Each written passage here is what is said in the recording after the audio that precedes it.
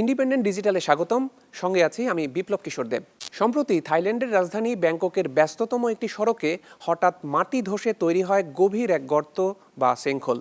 ব্যাংককের ভাজিরা হাসপাতালের সামনের রাস্তায় তৈরি হওয়া এই সিঙ্কহোলের গভীরতা প্রায় 160 ফুট বা 50 মিটার।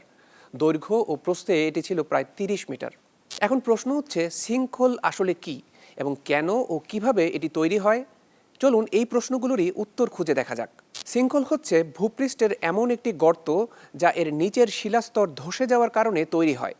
মাটির নিচের শিলাস্তরটি পানিতে দ্রবীভূত হলে তৈরি হয় এমন গর্ত।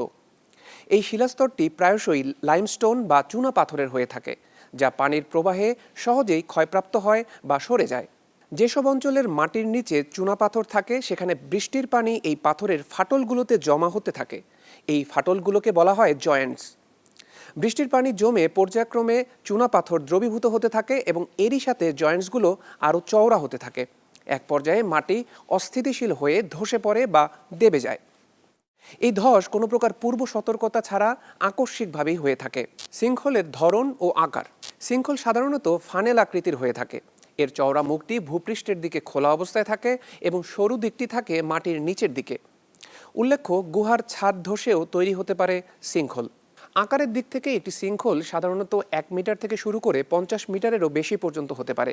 পানি এই সিঙ্কহোলের মধ্য দিয়ে প্রবাহিত হয়ে ভূগর্ভস্থ একটি চ্যানেল বা গুহায় নিষ্কাশিত হতে পারে। যখন কাদা বা আবর্জনা একটি ভূগর্ভস্থ গুহাকে আটকে দেয়, তখন সেটি পানিতে পরিপূর্ণ হয়ে একটি হ্রদ বা পুকুরে পরিণত হয়।